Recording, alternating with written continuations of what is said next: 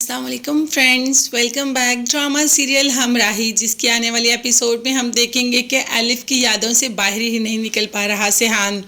جیسے ہی اپنے سامنے الف کو دیکھتا ہے تو اسے اپنی آنکھوں پر یقین نہیں آتا، بھاگ کر الف کے پاس جاتا ہے اور اس کا فیس اپنے ہاتھوں میں تھما لیتا ہے، مگر ہوش تب آتی ہے جب تھوڑی ہی دیر بعد ایک زوردار تھپڑ اس کے منہ پر رسید ہو جاتا ہے۔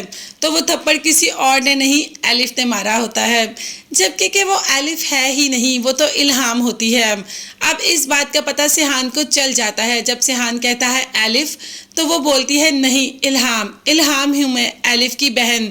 جانتے تو ہوگے تم مجھے، الف نے کبھی نہ کبھی میرا ذکر تو کیا ہوگا، جس پر سیحان غازی کا کہنا تھا کہ ہاں الف تم سے بہت محبت کرتی تھی، تو بس میں بھی اس سے بہت محبت کرتی ہوں اور اسی محبت کا قرض چکانے آئی ہوں۔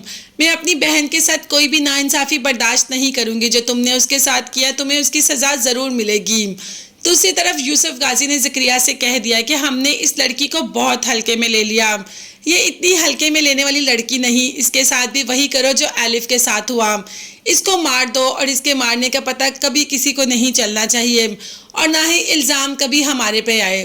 جب ذکریا نے کوئی بات کرنے کی کوشش کی تو اس کا گریبان ہی پکڑ لیتا ہے یوسف اور کہہ دیتا ہے کہ جب تمہیں حکم دے دیا تو دے دیا، اب دوبارہ مجھے آگے سے کوئی جواب نہیں چاہیے۔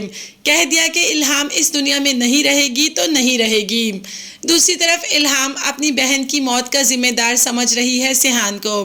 دیکھا جائے تو وہ صحیح ہے، اگر الہام اس کو ذمہ دار سمجھ رہی ہے تو موت اسی کی وجہ سے تو ہوئی۔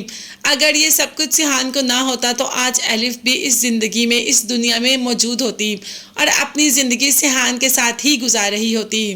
جب اس بات کا پتہ گل کو بھی چلتا ہے تو وہ کہہ دیتی ہے کہ میں سیحان کو زیادہ دیر سے تو نہیں جانتی، مگر کافی دیر سے تو وہ ہمارے ساتھ ہے اور وہ بہت چپ چاپ اور ہر وقت کسی کے خیالوں اور کسی کی یادوں میں کھویا رہتا ہے۔